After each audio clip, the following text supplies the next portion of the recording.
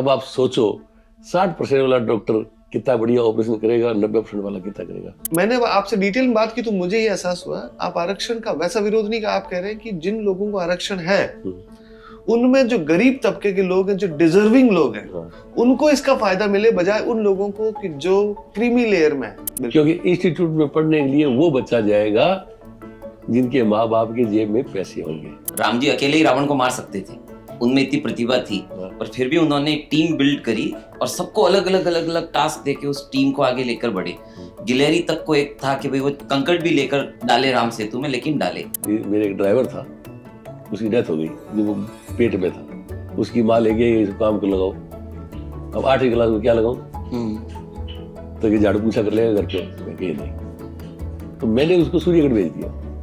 4 साल काम किया, आज दुबई में काम कर रहा है। जिस घर में खाने को रोटी नहीं थी, आज उस घर का हाल देखो, आज वो लाख रुपए कमाता है। आप किसी को मछली मत दो, उसे ये सिखाओ मछली कैसे पकड़ना है। हर आदमी की अपनी अपनी अलग अलग परिस्थिति होती है। मेरे पास कुछ भी नहीं था, भगवान ने मुझे बहुत कुछ दे दिया। काबिलियत वाले बच्चों को लेके आओ, वो मेरी सबसे बड़ी एफडी है। इज्जत से खाना मिल जाएगा, रोटी मिल जाएगी। 1 दिन रुकने जाऊंगा, 4 दिन रुकेगा वो, इससे ज्यादा क्या चाहिए।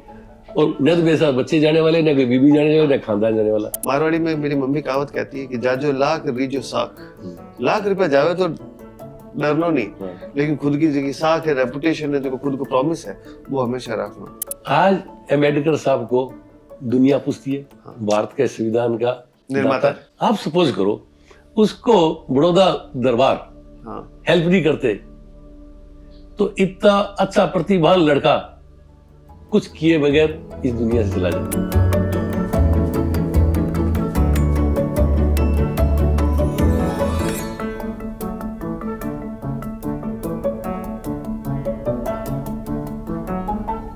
जब हम राजस्थान की बात करते हैं या वहां के मिट्टी में जाए जन्मे लोगों की बात करते हैं ना, तो आज के मॉडर्न टाइम में, हिस्ट्री में तो देखो हजारों योद्धा हुए, हजारों वीर हुए, आज मॉडर्न टाइम में बात करते हैं ना, तो कुछ नाम हमेशा ऐसे फ्लैश होते हैं जो मिट्टी में जन्मे, मिट्टी में ही पले बढ़े और माटी के साथ हमेशा जुड़े रहे, और जिन्होंने हमेशा दुनिया को आगे रास्ता दिखाने की कोशिश की। और ये हमारी ब्लेसिंग्स है, हमारा सौभाग्य है कि हम ऐसी शख्सियत से एज ए फैमिली मिले और उनसे उनके जीवन का सार समझने की मैंने इतने सालों में कोशिश की, और मुझे ऐसा लगा कि जीवन में एक नया रास्ता हमेशा मिलता रहता है। तो हमारे साथ आज बाबू साहब हैं, मेघराज सिंह जी, जो रॉयल से हैं, और ये गांव का नाम रॉयल है। और शायद हो सकता है कई लोग ये सोचें कि आप रॉयल इसलिए लिखते हैं कि आप रॉयल फैमिली फैमिली से नहीं है। हाँ, लेकिन गांव का नाम रॉयल है। गांव का नाम रॉयल। बाबू साहब, जब आप लंदन पधारे, एक थॉट लेके, एक विजन लेके पधारे, ऐसा कौन सा थॉट था कि आपको लगा कि मुझे लंदन की धरती पे वो करना जहां पर आज की मॉडर्न पार्लियामेंट्री सिस्टम का जन्म हुआ, जहां पे कई मॉडर्न लोग आए? यहाँ आने का एक ही कारण है, कोई फेमस होने के लिए तो आए नहीं। आपको फेमस होने की जरूरत ही नहीं। उसका कारण ये है कि मैं ये देखना चाहता था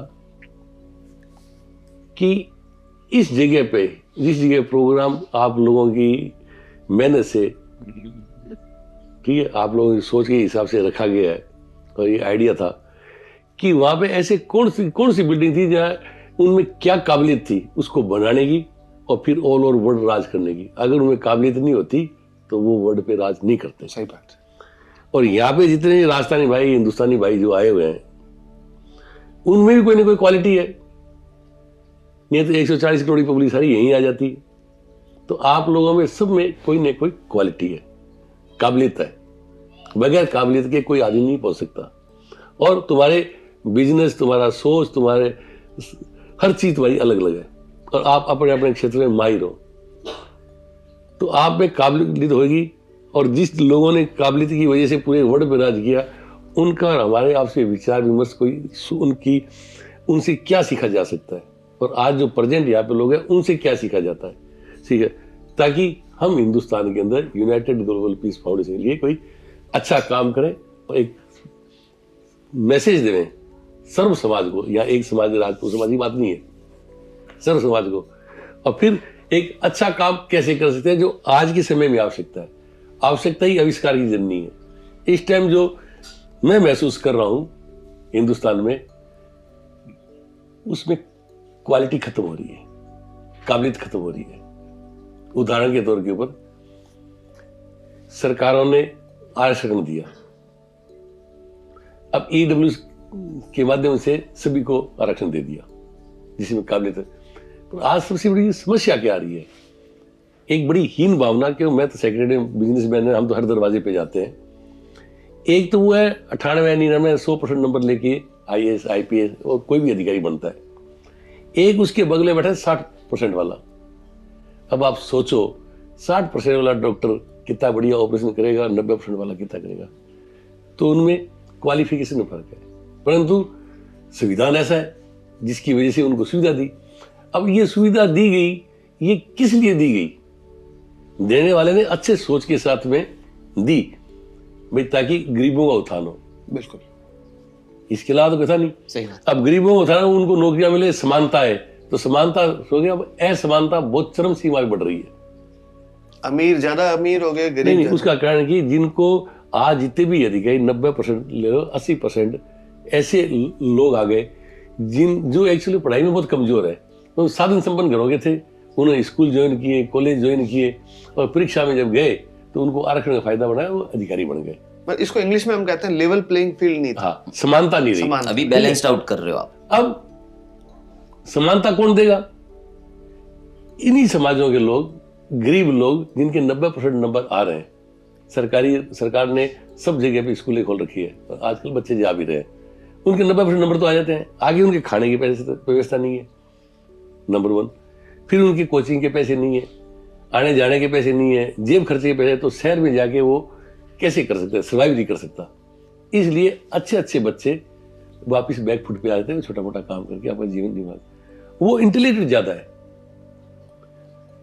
तो हमने ये डिसाइड किया कि हम ये समानता लाने के लिए वो बच्चे चूज करें जिनके 90% है। लड़कियां हमारे एक तीर में 3 शिकार मारे जाएंगे।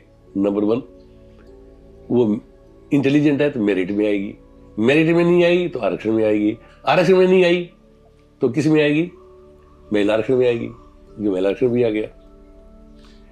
और वो जब उस पोस्ट पे जाएगी, जो जनरल कास्ट का आदमी 99% नंबर लेके आया, उसकी वो आंखों में खटकेगी नहीं, क्योंकि वो भी 90% नंबर लेके आएगी, वो भी इंटेलिजेंट है और वो देश की सेवा ज्यादा करेंगे। मैं एक साधारण आदमी के नाते, मतलब जब आपकी बातें सुन रहा था ना, तब आपने पहली बात बोली आरक्षण की।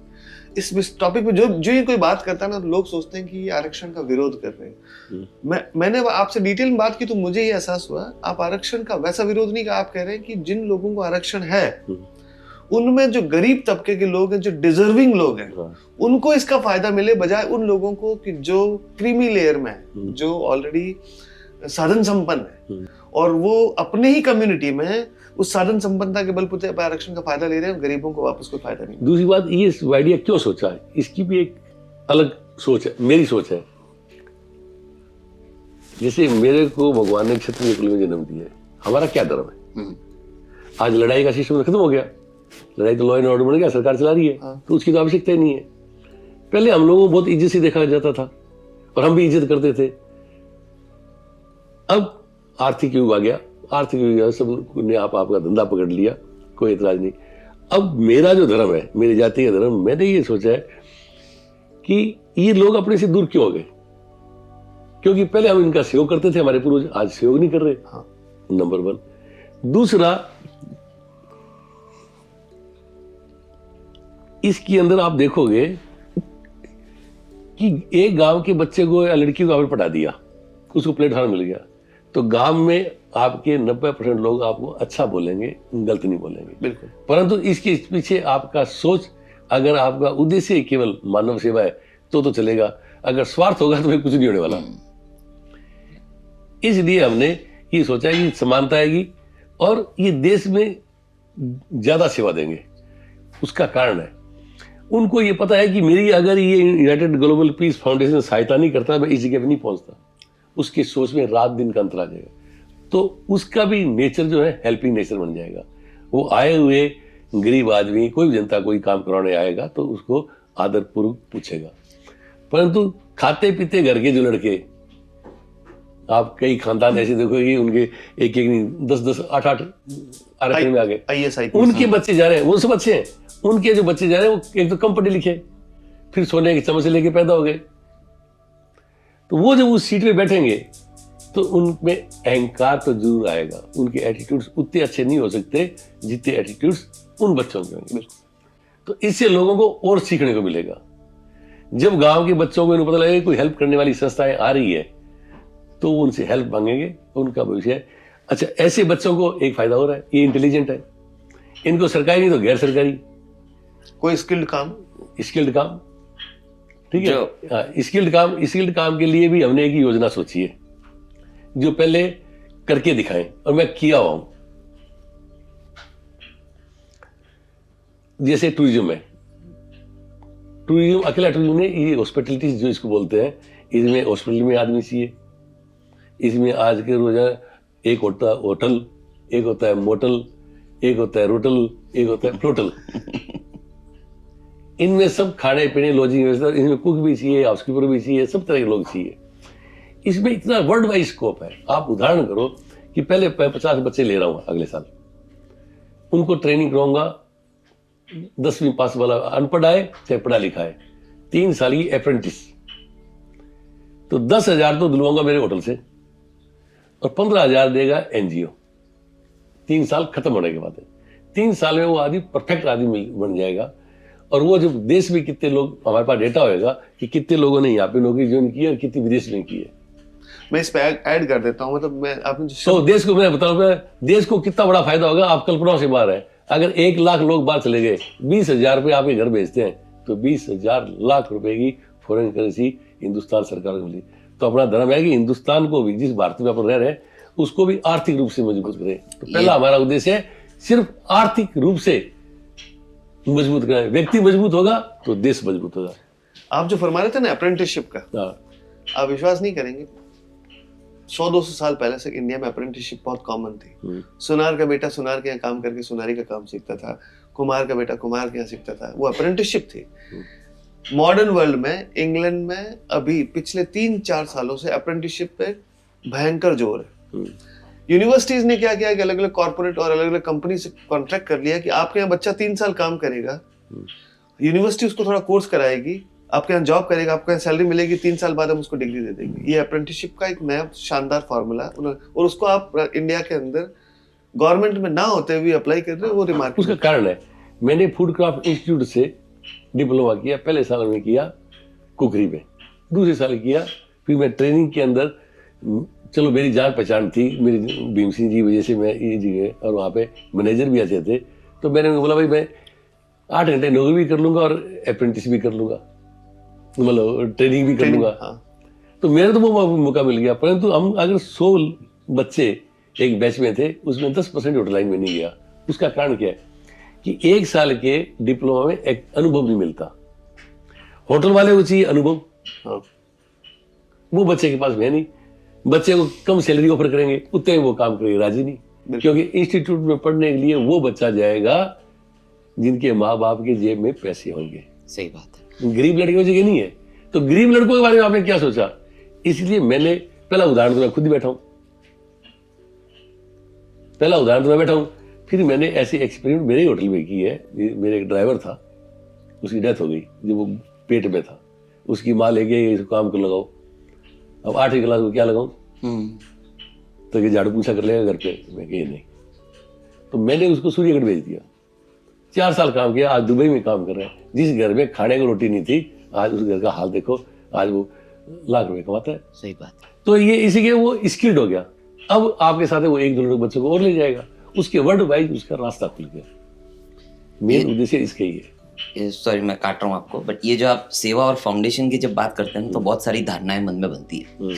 पर अभी जब हम 2 दिन पहले LSE में जब विजिट के लिए हुकुम को लेकर गए, मतलब बहुत जोरदार वहाँ पे किस्सा हुआ कि वहाँ पे प्रोफेसर ने मिलने के लिए बुलाया था। LSE की ऑफिशियल विजिट थी, हुकुम बैठे थे, विक्रांत जी बैठे थे। तो वो प्रोफेसर ने पूछा उनको कि what do you need from us. उन्होंने बोला कि हमको आपका टाइम चाहिए, वी नीड योर स्किल, ठीक है, और ये भी नहीं दे सकते तो प्रेयर्स दो।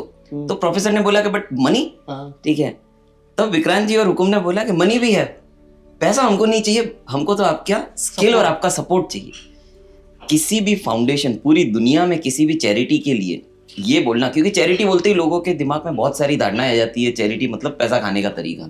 बट ये जो आपकी जो ये विचारधारा है कि मतलब हमको पैसा नहीं चाहिए, हमको तो सिर्फ आपका सहयोग चाहिए। उसका कारण है कि हर आदमी की अपनी अपनी अलग अलग परिस्थिति होती है। मेरे पास कुछ भी नहीं था, भगवान ने मुझे बहुत कुछ दे दिया, और भगवान की कृपा थी ऐसी कि बच्चे अच्छे दे दिए। आज वो अच्छा काम कर रहे हैं, अब उनकी शादियां हो गई, बिजनेस अच्छा हो गया, इतना हो गया है कि 2 पीढ़ी खत्म नहीं हो, 3 पीढ़ी खत्म नहीं हो। तो मैं लाइबिलिटी मुक्त हो गया। मैं लाइबिलिटी समझ रहा था, वो लाइबिलिटी मेरी खत्म हो गई। अब मुझे क्या करना है? अब मैं ज्यादा पैसा कमाऊंगा तो सोना खरीदूंगा, प्रॉपर्टी खरीदूंगा, और फिर हर वक्त इनकम टैक्स का, जीएसटी का डर लगा रहेगा, अंधे गुंडे। तो फिर इरादा यह है कि अपना ऐसा काम करें, एफडी कर देते हैं जो जिंदगी में कभी खत्म नहीं होने वाली। तो उन बच्चों को पढ़ाएं, रोटी कपड़ा मकान तो चाहिए, वो कमी रहेगी नहीं। तो उन बच्चों को जिनके पास संसाधन नहीं है, काबिलियत वालों बच्चों को लेके आओ और आगे बढ़ो। वो मेरी सबसे बड़ी एफडी है। इज्जत से खाना मिल जाएगा, रोटी मिल जाएगी, 1 दिन रुकने जाऊंगा 4 दिन रुकेगा वो, इससे ज्यादा क्या चाहिए? और न तो मेरे साथ बच्चे जाने वाले, न कोई बीबी जाने वाले, न खानदान जाने वाला। तो अब भगवान ने सद्बुद्धि दी, अच्छे लोगों के बीच बैठे तो उन्होंने राय दी, उनसे समझा, तो विचार पैदा हो गया। तो अब मुझे अच्छा कर्म करना है, ये मेरा सोच है। अब बिजनेस तो मेरी हॉबी है, मैं इसके बगैर रह नहीं सकता, इसलिए पूरी जिम्मेवारी मुक्त हो गया। बच्चों को उन्होंने बोला भाई तुम 6-6 करोड़ रुपए दो, 12 करोड़ ले लिए, अब 12 करोड़ से बिजनेस करूंगा, उससे जो प्रॉफिट होगा, ठीक है, उस प्रॉफिट से बढ़िया से देखा कि लड्डू बना के रख दिया, 12 करोड़ का एक लड्डू बना, उसका जो भूर जड़ता है, ठीक है, सूखता ना थोड़ा, हम वो खाते हैं। उस पैसे मतलब ब्याज हुआ, या हमने कोई किसी अच्छा बिजनेस कर रहे हो, आपके साथ इन्वेस्ट कर दिए, उसके प्रॉफिट हम बच्चों को पढ़ाएंगे, तो हमें भीख मांगने की जरूरत नहीं है। अब हमारी विचारधारा से कोई सहमत होता है तो मोस्ट वेलकम आओ। तो उसके लिए हमने 1 रुपया 1 दिन का 365 रुपए अगर कोई आदमी समाज के लिए, सर्व समाज के लिए, देश में नहीं दे सकता, तो इस धरती पे, भारतीय धरती पे जन्म लेने का कोई अधिकार नहीं है उसको। सही बात। 1 रुपए पर, 1 रुपए से शो कितना होगा? उदाहरण के तौर पे अपन राजपूत है, मैं राजपूत हूँ, मेरे साथ में अगर 10% राजपूत आए, कितने हुए? 7 लाख। तो हम 2 बच्चों को पर डे पढ़ा देंगे, 3.5-4 लाख पे खर्चा है, नहीं 1.5 को पढ़ाई देंगे। 2% लोग आ गए, तो ये एक कड़ी बना रहे हैं। पर वो जब भी होगा जब हम अच्छी सोच के साथ में, अच्छे विचारों के साथ में इस उद्देश्य को लेके चलें। परंतु एक पैसे से काम नहीं चलने वाला। अच्छे लोग शक्तिवान बनने के लिए अपने हिंदू धर्म में माँ काली, वो क्या है? शक्ति। माँ लक्ष्मी पैसा, माँ सरस्वती बुद्धिजीवी, इन 3 का मिलन है।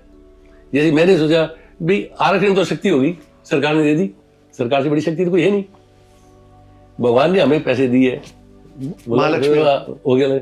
सरस्वती के लिए अब मैं विद्वान आदि पकड़ रहा हूँ, जैसे विक्रांत सिंह तोमर जैसे। अब आप लोगों के पास में है तो आपसे राय लेने के आया हूँ, विचार विमर्श करने आया है, विचार गोष्ठी करने आया है, यहाँ फेमस होने के लिए नहीं है, पैसा क्यों खर्च करें। तो ये जब तीनों मिल जाएंगे तो सरकार ने तो आपका काम पूरा कर दिया, आरक्षण देके सर्व समाज को दिया। बीच में कुछ लोग थे उनको नहीं दिया, तो उनको भी दे दिया AWS। अब उन बच्चों के लिए चाहिए पैसे, फिर इनको दिमागी तौर पे डिप्रेशन में नहीं जाए। अच्छा पढ़ा लिखा बच्चा, इतना पढ़ने के बाद वो सोचे मेरे बाप के पैसे होते तो मैं अच्छा काम कर जाता, उसको प्लेटफॉर्म नहीं मिला। और हर कामयाबी के पीछे किसी न किसी डूबते हुए सारे के तिनके की आवश्यकता पड़ती है। एक कोई ना कोई सहयोग जरूर रहता है, चाहे वो सरस्वती के रूप में हो, चाहे पैसे के रूप में हो, चाहे शक्ति के रूप में हो। अब ऐसे लोग लेके एक हमें बोला कि आप काम के प्रति दूरदृष्टि, पक्का इरादा, गोल क्या पहले निश्चित करो। फिर जो विकृतियां फैलती जा रही है, बच्चे बेरोजगार रहेंगे, क्या करेंगे? बोलते हैं ठाला दिमाग उल्टा काम करेगा। यदि उसके पास उसके पास काम होगा तो उसको सोचनी है। आज नशा प्रवृत्ति इस कदर बढ़ गई है, आप कल्पना नहीं कर सकते। कल्पना आने वाले टाइम भविष्य क्या है? 140 करोड़ की पब्लिक, इतने नौजवान और बेरोजगार, तो उनके रोजगार के हम साधन ढूंढ रहे हैं। टूरिज्म में करेंगे, फिर प्रैक्टिकल करके देखें, सरकारों को देंगे, तो सरकारें उसके बारे में सोचेंगी, अच्छा काम करेंगे। तो मानसिक रूप से भी हमें पब्लिक को, बच्चों को मोटिवेट करना है। तो वो मोटिवेट मैं तो कर नहीं सकता। नहीं, ये फिर मैं इस बात से सहमत नहीं हूँ। हाँ, आपने जो काम किए, ऐसा नहीं कि आदमी सिर्फ शब्दों से ही मोटिवेट कर सकता है। आपने जो खुद ने लाइफ में काम किया ना, जो आदमी समझदार है वो हमेशा ये देखता है कि भाई कौन अच्छे लोग हैं जो रोल मॉडल हो सकते हैं कई चीजों में। आपका जो थॉट प्रोसेस है वो बड़ा क्लियर है, मैंने इन सालों में देखा है। जो यूनाइटेड नेशन पीस फाउंडेशन आपने बनाया, ग्लोबल पीस फाउंडेशन, अभी इसको बने हुए शायद कुछ महीने ही हुए हैं। अक्टूबर में बना है। इसके कई अचीवमेंट्स हैं जिसमें मैं आपसे बाद में पूछूंगा। कुछ एग्जांपल जो आपने अभी किए हैं। अभी 5 तारीख को अपने ब्रिटिश पार्लियामेंट में, हाउस ऑफ कॉमन्स में, जब अपन हॉल में एंटर हुए, वो 1000 साल पहले बना। उसकी छत 700 साल पहले बनी। जहाँ वेस्टमिंस्टर में, जहाँ मॉडर्न पार्लियामेंट का जन्म हुआ, वहाँ जो 150 लोग थे जो सब अपने फील्ड के महारथी थे, एक्सपर्ट्स थे। उन्होंने आपके विचार सुने, उनसे बहुत प्रभावित हुए। और आप इस सहमत होंगे कि ज्यादातर लोगों ने हमसे पूछा कि हम इस ऑर्गेनाइजेशन से कैसे जुड़ सकते हैं, क्योंकि सब लोग सोच के आए थे कि अच्छा चैरिटी इवेंट है तो मतलब पैसा मांगेंगे। वो तो सब हक्के बक्के रह गए कि मतलब ओके, सो उनको पैसा नहीं चाहिए, हम कैसे हेल्प करें। सब लोग आके बोल रहे थे कि हाउ कैन वी हेल्प। मतलब इतना प्रभावशाली वो आपका भाषण, विक्रांत जी का भाषण इतना प्रभावशाली था कि सबको हुआ कि हम कैसे हेल्प करें। They all want to get involved in the whole journey. So जो आप ये प्रोग्राम हुआ, इतना अच्छा हुआ, मुझे पता है कि 6 महीने की जर्नी में ही आपने कई ऐसे एग्जाम्पल सेट कर दिए। बर्मिंघम से मेरे एक जूनियर आए थे जिनको पीएचडी में इस ऑर्गेनाइजेशन के थ्रू बर्मिंघम भेजा गया। एक खिलाड़ी है जिनकी आपने बहुत अच्छी हेल्प की। शायद लोगों को ये जानने की जरूर इच्छा होगी कि 6 महीनों में, शुरुआती दौर में, जब एक होता है ना बच्चा शिशु चलना ही शुरू नहीं करता, तब तक आपने कई काम कर दिए। देखो, जब आप, हर आदमी की अपनी भी परिस्थितियां, हालात होते हैं। मैं आज यहाँ पे इस जगह पे पहुंचा हूं तो मेरा नेचर ऑफ वर्क अलग टाइप का था, मेन पावर का था। हाँ। तो मेरे पास दुनिया भर की मेन पावर आई। तो उनमें बहुत अच्छे लोग भी थे। आज मेरी उम्र के साथ साथ बड़े बड़े उनके बच्चे बड़े हो गए। हमें परमात्मा ने पैसे दे दिए, उनको तो पैसे नहीं दिए। तो उनकी हमारे प्रति एक्सपेक्टेशन है। सही बात। आज अगर वो बड़ी उम्मीद लगा के आता है और फिर आपके पास होते हुए आप कुछ नहीं देते, तो फिर इसका जो आया, मांगने आया तो वैसे ही मरा हुआ है। सही बात। जो होते हुए नहीं दे वो उससे ज्यादा मरा हुआ है। ये हमारे गुरु ने बताया हमें। तो अब वो मेरे से उम्मीद करते हैं। उम्मीद करने के लिए फिर मुझे हर रोज मैं पैसे नहीं दे सकता। हाँ। आएंगे कहां से? कि धंधा है, कभी पहले आप कभी किसी को मछली मत दो, उसे ये सिखाओ मछली कैसे पकड़ना है। जी हाँ। तो हम करना है उसका मोटिवेट। तो सबसे पहले हमने सोचा आज की तारीख आवश्यकता किसकी है? आवश्यकता है पहले रोजगार की, पहले उसे, फिर है पर्यावरण। पर्यावरण के अंदर हमने करके दिखा दिया जयपुर में धुन, जिसके अंदर आपका किंग फाउंडेशन, प्रिंस चार्ल्स ने जिसको, प्रिंस चार्ल्स और कतर फाउंडेशन, इन्होंने मिलके इसी आपके कौन से पैलेस है उनका, उनके आगे वर्ल्ड के 5 प्रोजेक्टों में से एक प्रोजेक्ट इंडिया का लिया है, तो हमारे वाला लिया है। और ये बहुत बड़ी बात है। ठीक है। तो अब कोई बोले पेपर, तो हमारी एडवर्टाइजमेंट करने की आवश्यकता नहीं है। काम बोलता है। ठीक है। अब काम एक रोज अपने आप बुलाया तो बोलेगा। बी कॉर्प का सर्टिफिकेट अगर मिला है तो धुन को मिला है, जो मेरे प्रयास नहीं, मेरे लड़के के प्रयास है। तो पर्यावरण के हिसाब से उसने क्या काम किया है, एक रोज जब इस संसार को पता लगेगा, इंडिया पता लगेगा, जब अपने आप काम गिनाया जाएगा। तो अच्छे काम, अभी 2 ही उद्देश्य हमारे। नंबर 1 रोजगार कैसे ज्यादा दिला सकते हैं, और समानता लाना जो सरकार। अब एक विचार और है, ये आपने ये नहीं पूछा मेरे से कि मैंने ये सोचा क्यों, ये बात दिमाग में। चलो अभी पूछ ले। नहीं, मैं पूछूं से, मुझे तो ऐसा लगा कि आदमी की 4 स्टेज होती है ना भाई। जैसे शुरू में बालक अवस्था होती है, फिर गृहस्थ आ जाते हैं, फिर वानप्रस्थ हैं। अभी आप उस तीसरे मोड में, अब आपने कह दिया मैंने मेरी पहले 2 ड्यूटीज पूरी कर दी, अब मुझे वानप्रस्थ में समाज का कुछ करना है। ये बात क्यों आई दिमाग में? क्या कारण है? उसका कारण बताओ, जो आज तक किसी ने सोचा नहीं होगा। मैंने समझा, आज अम्बेडकर साहब को दुनिया पूछती है, भारत के संविधान का निर्माता। आप सपोज करो उसको बड़ौदा दरबार हेल्प नहीं करते, तो इतना अच्छा प्रतिभावान लड़का कुछ किए बगैर इस दुनिया से चला जाता। बिल्कुल सही। उसके करने की तमन्ना थी, उसकी किसी ने सुनी जब वो वहां पे गया। अब दूसरा उदाहरण विवेकानंद, जिसको पूरा वर्ल्ड स्वीकार करता है, खेतड़ी के महाराज अजीत सिंह। ठीक है, तो उनकी भी किसी ने पहचान की, खेतरी वालों ने उसको भेजा, खर्चा उठाया। तो इसी हिसाब से यूनाइटेड ग्लोबल पीस फाउंडेशन ऐसी प्रतिभाएं जो योग्य है, जो देश की सेवा कर सकते हैं, आर्थिक रूप से, सामाजिक रूप से, धार्मिक, आध्यात्मिक, सब जिसके विचार अच्छे हैं, ऐसी प्रतिभाओं को लाके ऐसे लोगों को नौकरियां लगवाओ, उनको हेल्प करो, वो नौकरी लगे तो देश हित में कुछ न कुछ अच्छा काम होंगे और हिंदुस्तान का नाम होगा। ये जो आपने तो कि हमारे गुरु ने बोला किया नहीं है तो करके देख ले, नहीं तो कियों का घर देख ले। तो हमने कियों का घर देख लिया। सुकरात को बोला गया था तो गलती क्यों नहीं करते, कि मुझे गलती करने की जरूरत नहीं, मेरे पड़ोसी बहुत कर रहे हैं, इस वजह में नहीं करता। मतलब दूसरों की गलतियों से सीख लो, अपने को अपने हिसाब से अच्छा करना है। ये जो आपने जो काम की बात बताई, मेरे को जो टीम बिल्डिंग और पूरी काम की बात, मेरे को याद आता है राम जी अकेले ही रावण को मार सकते थे, उनमें इतनी प्रतिभा थी, पर फिर भी उन्होंने एक टीम बिल्ड करी और सबको अलग अलग टास्क देके उस टीम को आगे लेकर बढ़े। गिलहरी तक को एक था कि भाई वो कंकड़ भी लेकर डाले राम सेतु में, लेकिन डाले।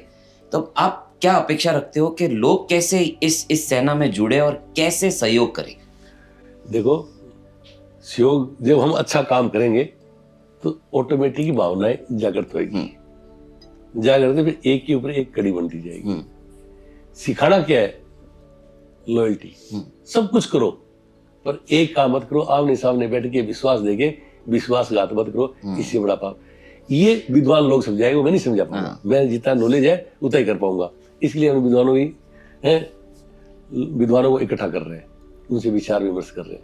इसके अलावा लोगों ने जो अच्छे काम किए उनके तरफ देख लिया, उनका अनुसरण करने की कोशिश कर रहे हैं।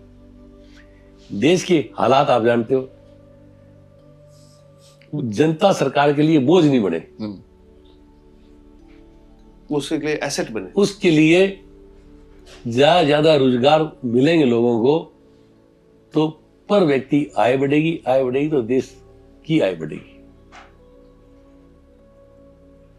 कहीं मंदी संदी कोई आए हिंदुस्तान में कोई फर्क नहीं पड़े, और वैसे फर्क नहीं पड़ेगा, सब मिर्ची रोटी खाने वाले आदमी हैं, इसलिए ज्यादा फर्क पड़ने वाला नहीं है। तो अपन हर मौसम में इनमें जुझारू है, सर्दी भी है, गर्मी भी है, सब तरह के लोग झेलते हैं। तो अपन हिंदुस्तानी अच्छे मेहनती लोग बन सकते हैं, पर धीरे धीरे उनको ज्ञान की भी आवश्यकता है। वो जब तक अब जितनी संस्थाएं बनी है उनके पीछे कोई अपना उद्देश्य है, मुझे वो नहीं करना, मुझे पता है कि इसमें क्या हो रहा है, मुझे मेरी लाइन पे चल रहा है, मुझे तो समानता लानी है और मुझे दुआएं मिलेगी। दुआओं से बड़ी चीज दुआ भी नहीं है। पर जो ये जो एपिसोड जो लोग देख रहे हैं वो उनके मन में होगा कि हम कैसे जुड़े और कैसे हेल्प करें। हाँ, तो वो कैसे उसका है, हम हमारे वेबसाइट बना दी हमने। हाँ, हर महीने विक्रांत सिंह तोमर 45 मिनट के लिए मोटिवेट करेगा, ओके, मोटिवेशन करेगा। उनके विचार जब उनकी समझ में आएंगे, हमारे कर्म समझ में आएंगे, तो हमने एक आदमी की ₹1 फीस रखी है। 5 साल के लिए बनेगा तो 1900 रुपए, और होल लाइफ के लिए बनेगा तो, पर इसमें हम राजनीति नहीं होने देंगे, क्योंकि जितनी भी संस्थाएं हैं उनके पीछे उनके पदाधिकारी बनते हैं, उनका कोई ना कोई राजनीतिक लाभ या व्यक्तिगत लाभ। तो हमने इस मामले में हमारे एक्सपेक्ट दुख के कारण क्या है, दो ही है, एक्सपेक्टेशन और कंपैरिजन। हमारा न तो किसी से एक्सपेक्टेशन है हमारी, न कंपैरिजन। जो हमारी विचारधारा से सहमत है वो हमारे साथ जुड़ जाओ, जो विचारधारा नहीं सहमत वो हमारे घर रहो। मतलब जो आदमी कंट्रीब्यूट कर सकता है वो साथ रहो, जो कंट्रीब्यूट नहीं कर सकते लोग आ रहे धीरे धीरे। पर आए कैसे? विश्वास खो दिया। जितनी भी संस्थाएं है ना, सच्चाई तो सबने विश्वास खो रखा है। वो विश्वास पैदा करना है। विश्वास कब पैदा होगा? जब आपके एनजीओ में कितनी पारदर्शिता है। किसी ने ₹1 दिया, वो भी वेबसाइट पे बोला जाएगा हमने किसको हेल्प की, वो भी किस तरीके उसके नाम, टेलीफोन नंबर, एड्रेस सब कुछ होएगा। जब आदि आदमी पूछो। जब हमें ₹1 की प्रत्यक्ष बेनिफिट नहीं लेना, ठीक है, हमारा सोच ही नहीं है, हमारी एक्सपेक्टेशन नहीं है, न हमारा किसी साथ कंपेरिजन है, तो दुख हमें है नहीं, तो हमारा ऑटोमेटिक हमारा अच्छा होगा। अच्छा आएगा तो लोग अपने आप जुड़ेंगे। ये जो ₹1 वाली बात है, अपने ब्रिटिश पार्लियामेंट में इवेंट में मैंने किसी तो ये बात बताई, क्योंकि मुझे किसी ने पूछा, उन्होंने पूछा कोई मेंबरशिप फी वगैरह, तो मैं बोला ₹1 पर डे के हिसाब से। बोले ये तो पूरे महीने का दे देंगे तो भी एक कॉफी का भी पैसा नहीं बन रहा है, इसमें क्या करेंगे ये लोग? मैंने बोला मैंने कहा हमको सहयोग एक वो जुड़ने का जो कंट्रीब्यूशन है कि हाँ हम पार्ट ऑफ द ऑर्गेनाइजेशन है, वही एक बड़ा सहयोग। यहाँ आप इसके कॉफी पीछे यहाँ आप एक कॉफी है, पीते जो हो? जोड़े ना, हम जोड़ेंगे अच्छे लोगों को। उसका है जब आज मान लो योजना आयोग है, आज देश का प्रधानमंत्री है, पहले आपकी क्या इज्जत थी 10 साल पहले, आज क्या इज्जत है? पहले तो आप मेरे इस बात का जवाब दे दो, क्या इज्जत? सच बोलना, नहीं, इमेज बड़ी है, इंटरनेशनल लेवल पे इंडिया की इमेज बहुत बड़ी है। तो एक आदमी कितना कर देगा? देश है पूरा। अपने अपने घर की सफाई नहीं कर सकते हैं तो आप प्रधानमंत्री से, मुख्यमंत्री इतनी उम्मीद करते हो क्या? एक आप घर की सफाई भी करके चला जाएगा? सही बात। ऐसा नहीं। नहीं, पर अभी जब आ रहे थे तब भी आप मोदी जी की तारीफ करके बोल रहे थे कि नहीं, उन्होंने बोली, इंटरनेशनली, ठीक है।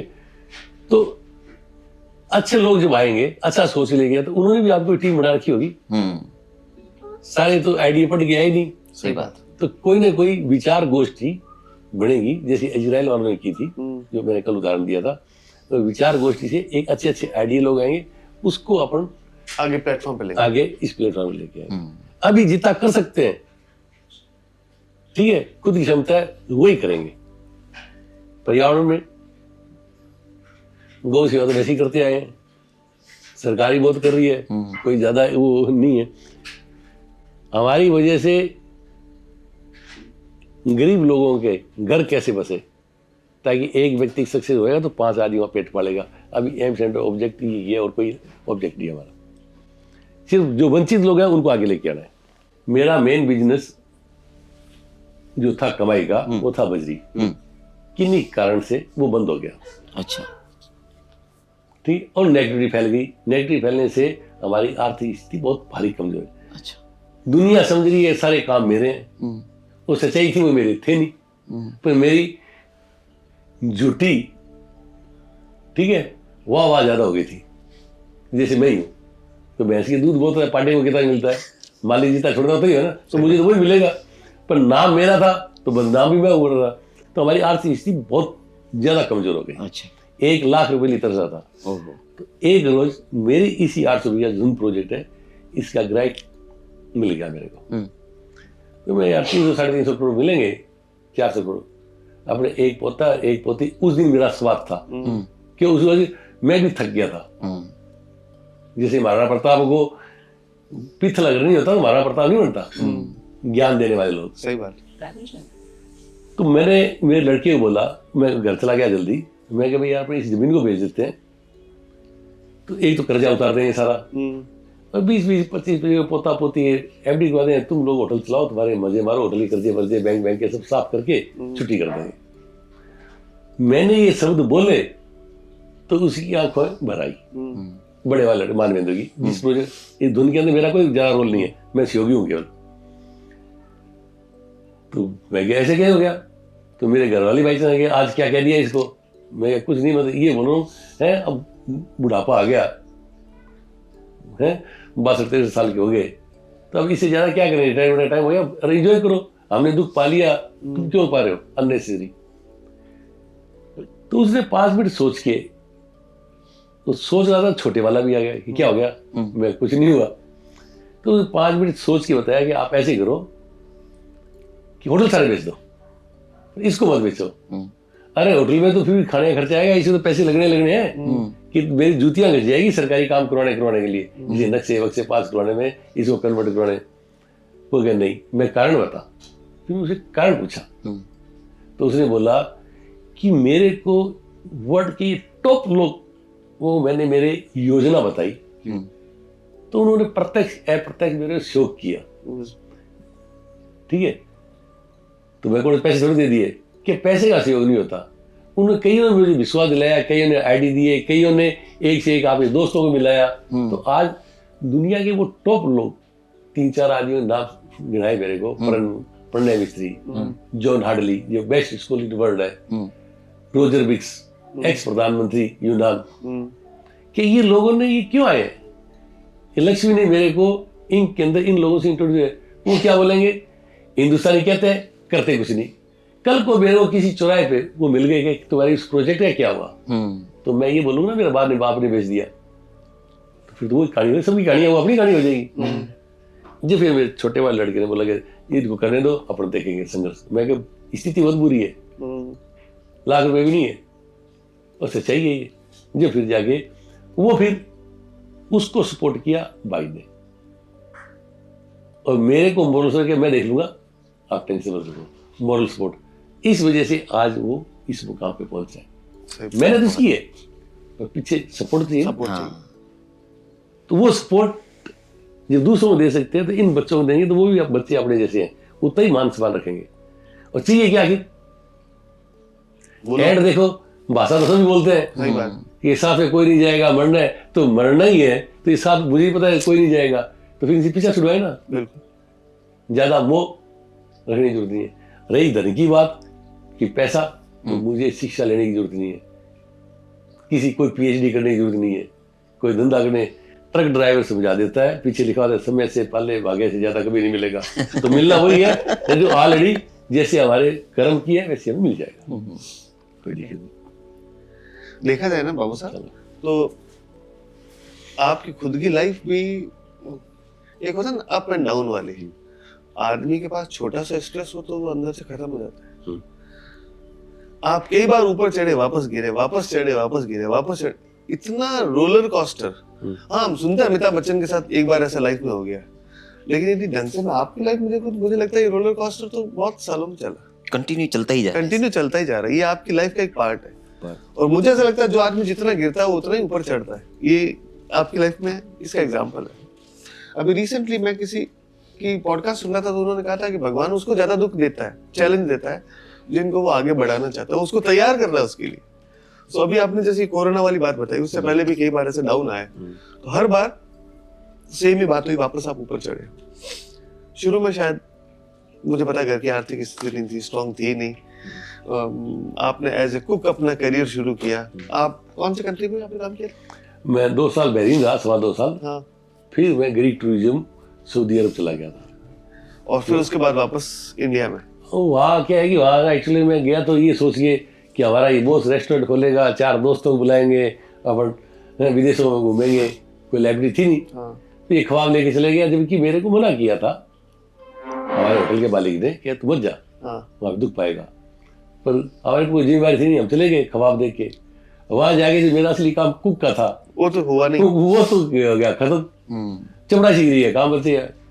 अब देखो, जिस जाति में जन्म लिया, थोड़ा स्वाभिमान भी। अब मैं वो गाड़ी साफ करने के लिए बोल दे तो मेरे आत्मा लाभ नहीं कर रही थी, ठीक है।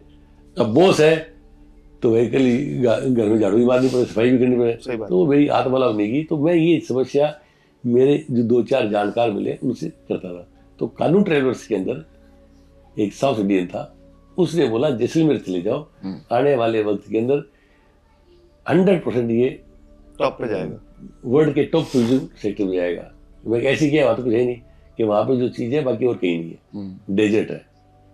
और अभी केवल माउथ प्रोपेगेंडा हो रहा है, सरकार का कोई रोल नहीं था, किसी का रोल नहीं था। तो यहाँ पे 2 कंपनी आई थी, एक फ्रेंच और जर्मन। उन्होंने जब देखा कि एकांत में ऐसा शहर जहाँ सुविधा नहीं, ठीक है, कितने लोग मतलब विपरीत परिस्थितियों में जी रहे, बारिश नहीं, और फिर भी एंजॉय कर रहे हैं, लोग उसको देखने के लिए आएंगे। और वो तू उसने बोला वहाँ पे ढाबा खोले ना, जो यहाँ कमा रहा है वो तो कमाई लेगा। तो मैंने सोचा अब वेतन खाते लगनी नहीं, ज़्यादा एक बर्तन धोने वाले रखेंगे, उसको सहयोगी बना लेंगे, अपन कर लें। जब फिर अपने जैसलमेर जाने का विचार करके मैंने वहाँ से रिजाइन किया, मैं इंडिया आ गया। इंडिया आते ही मैंने गवर्नर ऑफिस में नौकरी वैकेंसी निकली, मिल गई। मैंने 3 महीने नौकरी की, फिर उसको भी छोड़ के मैं अपने जिस इरादे से आए हैं गवर्नमेंट जॉब छोड़ी तो पेरेंट्स ने पेरेंट ने बोला कि तू हर जगह झूठ बोलता है, बहुत खुशी बताई। तो फिर मैंने उस दिन घर से 3 भाई रहते थे, गंगानगर में फादर, जेब में 3 रुपए थे, मैं क्या रुपये लेने नहीं। जब उनको तकलीफ हुई मेरी वजह से, वो सरपंच से उधार भी लेके आए, पर मैं पैसे नहीं लेने, अब तो विश्वास पैदा करो। तो उन्होंने एक शब्द बोला था कि सब कुछ करना आज के बाद में, परंतु आमने सामने बैठ के किसी को विश्वास दे के विश्वासघात मत करना। वो मैंने आज तक नहीं किया, पर वही मेरे उन्होंने आशीर्वाद दिया था, वही है।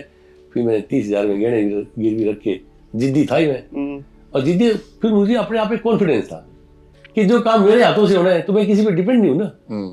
कमाई 2 रुपए कम हो सकती है, हाँ। रोटी खाने वाले तो आएंगे ढाबे पे, सही बात। तो इस वजह, उस कॉन्फिडेंस की वजह से मैंने वो काम शुरू किया, और उसके बाद धीरे धीरे रास्ते अपने आप खुलते गए। तो ललित के पवार साहब का बहुत बड़ा हाथ रहा है, उनको मैंने बताया था इस प्रकार होटलों की जमीनें बनाओ, तो उन्होंने होटल के 2 जोन बनाए। ताज ओबराय आईटीसी को 1 रुपए में दिया, और आपको? ठीक है, हमने ऑक्शन में लिया 12 लाख में, उनको 1 रुपए मीटर में जमीन दी, उन्होंने आज तक होटल नहीं बनाए। हमने सबसे पहले गवर्नमेंट बनाया, पैसे थे नहीं, गहने डूब जाते, घरवाली तो घरवाली और तलाक लेके चली जाती।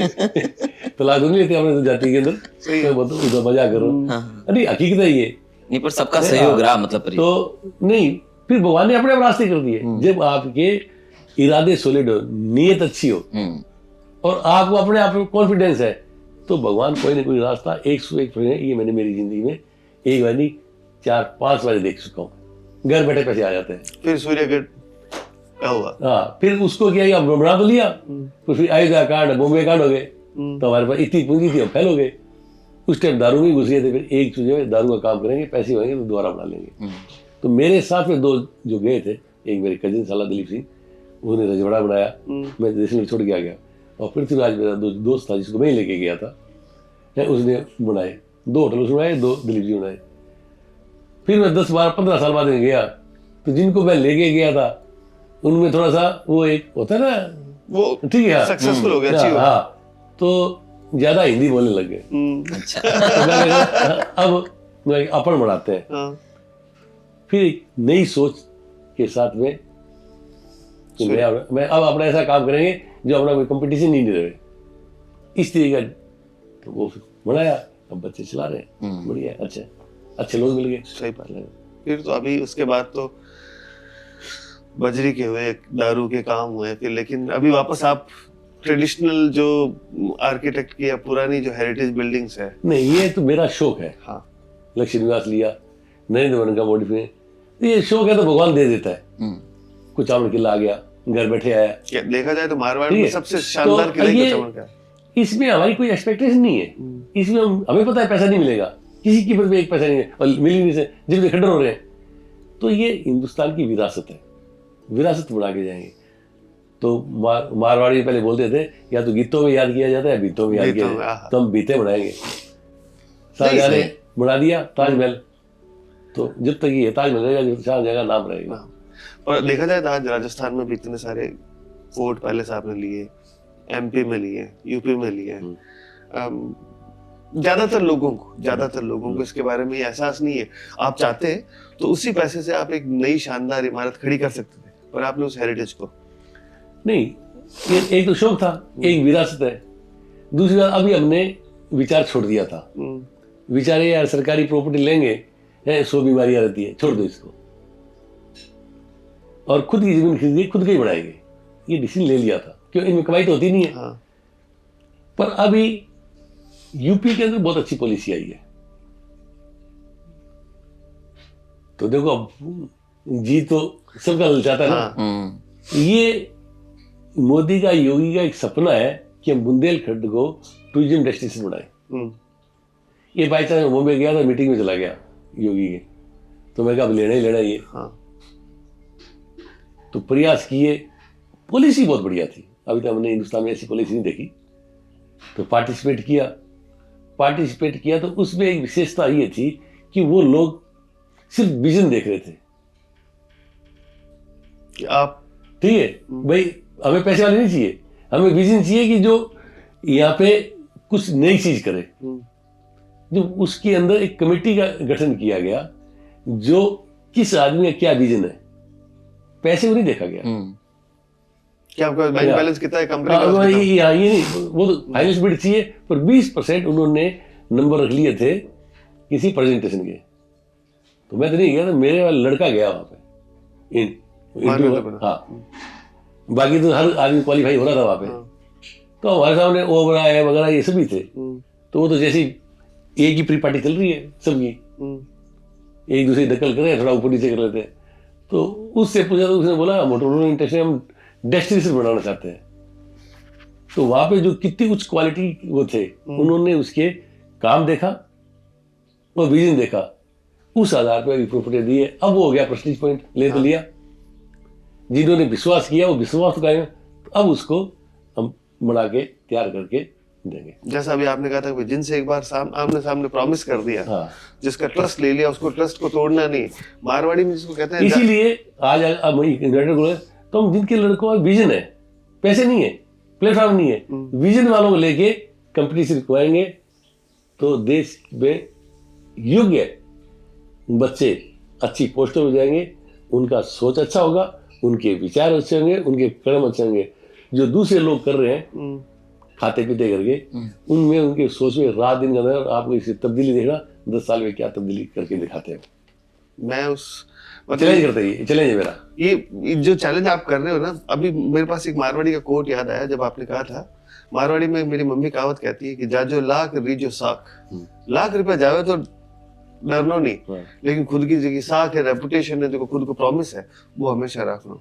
सो जो भी आप कह रहे हैं ना कि 10 साल में चेंज, एक चीज जो मैंने ऑब्जर्व किया आपने, और हो सकता है लोगों ने भी ऑब्जर्व की, आपने क्या कि जिस चीज को ढंग से समझ लिया, पकड़ लिया, दिमाग में बिठा लिया, आप उसका पूछना नहीं छोड़ते थे जब तक वो पार नहीं उतरनी।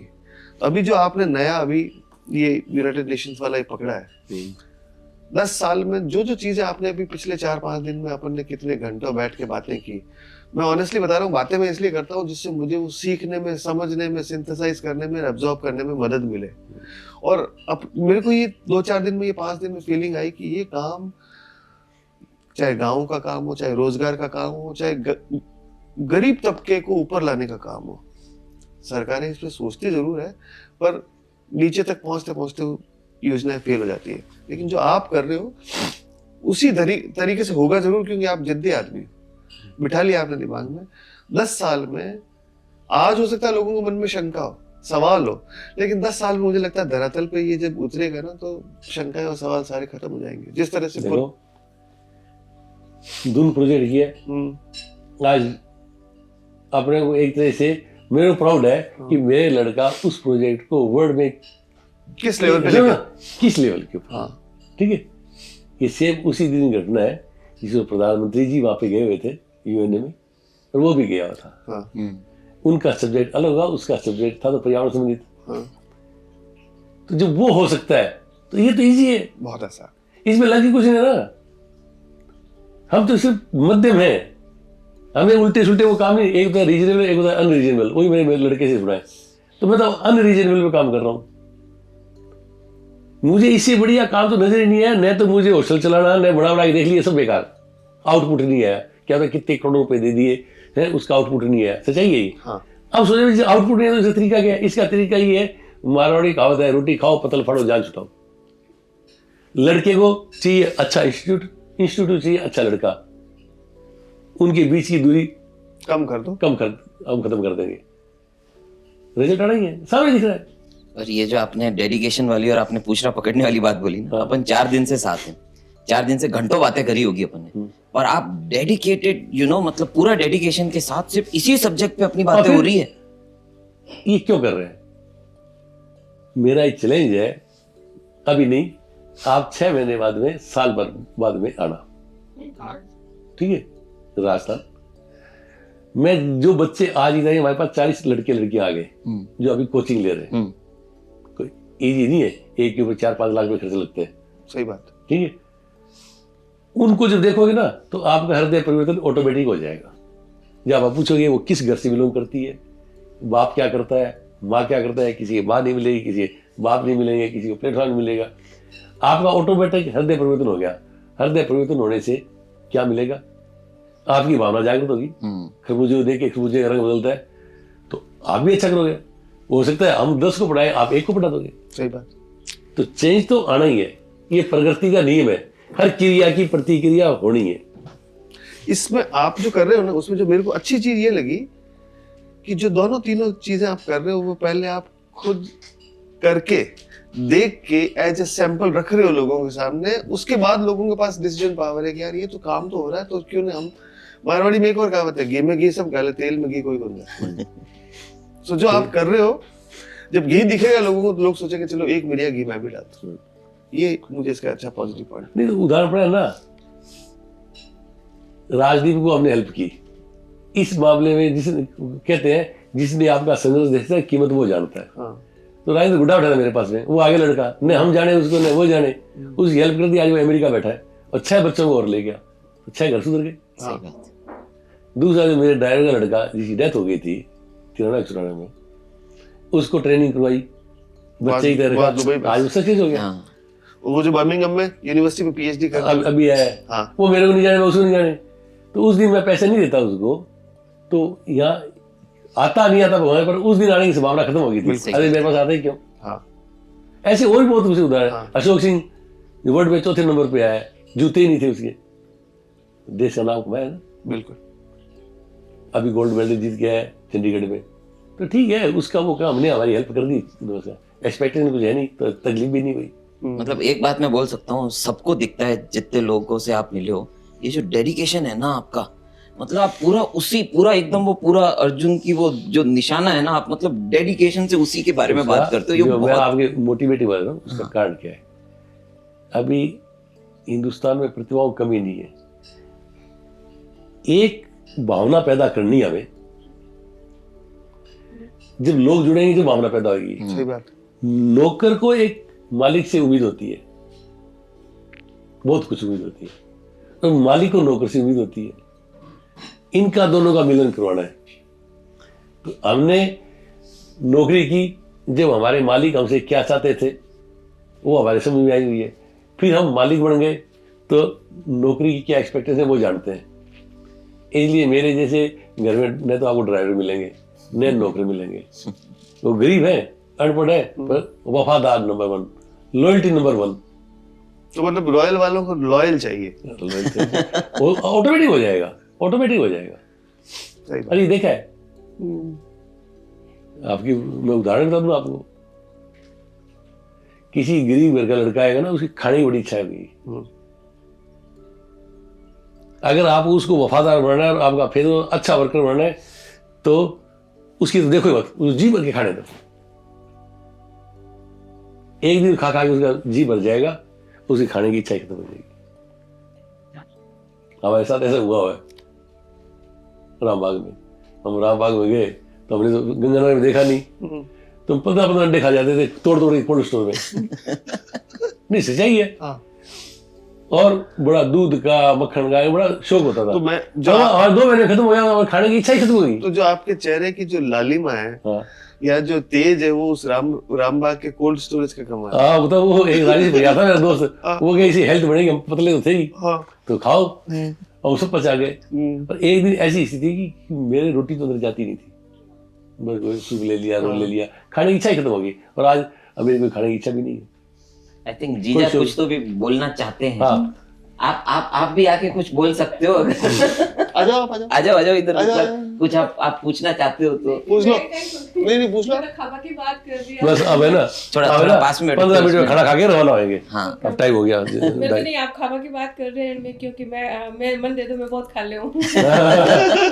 क्या बातें तो देखो बाबू साहब बहुत होती है, और कई बातें इतनी होती है कि हम अपने को लगता है कि अपन पूरी रात पूरे दिन करें।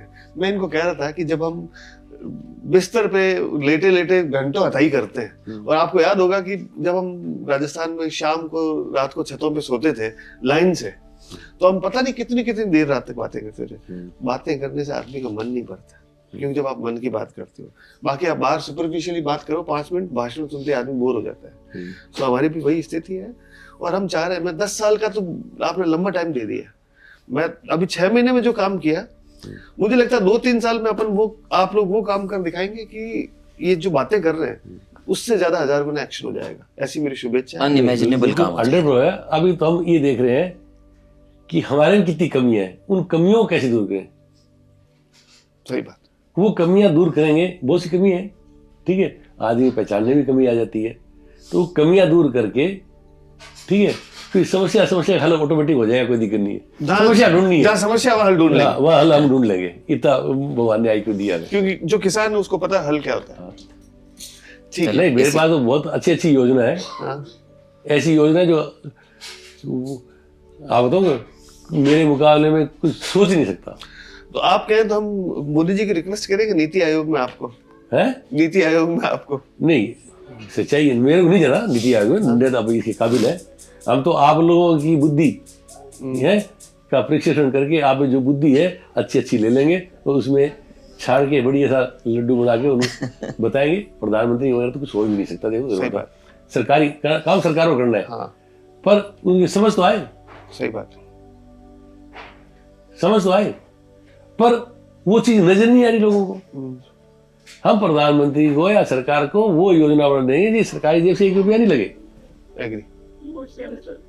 एक सरकार को 1 रुपया देने की जरूरत नहीं है। इस योजना पे हम हाँ, अगली बार, क्योंकि आप मुझे पता है आप इस पे काम कर रहे हैं, लेकिन आप बकायदा विद्वानों से अच्छे रिटायर्ड IAS को इनको रख रहा हूँ। मैंने आइडिया बताया, वो फाइनेंस के तौर पे, ठीक है, लॉ डिपार्टमेंट के हिसाब से हर जगह वेट होता है, तो कहीं अटके नहीं, ऐसा काम करेंगे। ठीक है, ऐसी योजना बना के देंगे।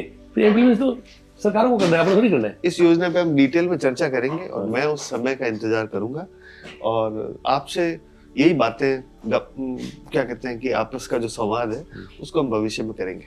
जैसे हमारी लाइन है 4, मैं उतनी बात करूंगा, ज्यादा बढ़ाई करने की जरूरत नहीं है। हम टूरिज्म के बारे में हमें किसी शिक्षा लेने की जरूरत नहीं है। हम बर्तन धो धो के यहाँ पे आए हैं और आज नंबर 1 चला रहे हैं। माइनिंग हमारा चाहे 10 पैसा ऐसा हो 5 पैसा हो, तो एक बार फेमस होके दिखा दिया और लेके दिखाया। पैसे नहीं थे तो भी लोगों को जोड़ के किया, पर्यावरण हमने कर लिया। माइनिंग हम अच्छे से जानते हैं और खेती अच्छे से जानते हैं, खेती की भी योजना बना के देंगे। इसीलिए आपने कहा ना हर समस्या का हल ठीक है। है, तो जिस सेक्टर को जानते हैं उस सेक्टर की बात करेंगे, उसके अलावा बकवास नहीं करेंगे। सही बात। ठीक है, चलो इस बात पे आज की इस कॉन्वर्सेशन को विराम देते हैं ठीक है। एंड होप करते हैं कि नेक्स्ट टाइम भी जब आप आए तो ऐसी ही चर्चा करें और नहीं, जो भी प्रोग्रेस हुआ एक बार उसके आया बारे ना, में। अब देखो कुछ लोगों को समझ में आई, फिर जब हमारी विचारधारा से मतलब आप 4 को और बोलोगे, सही बात। उसमें 2 आएंगे।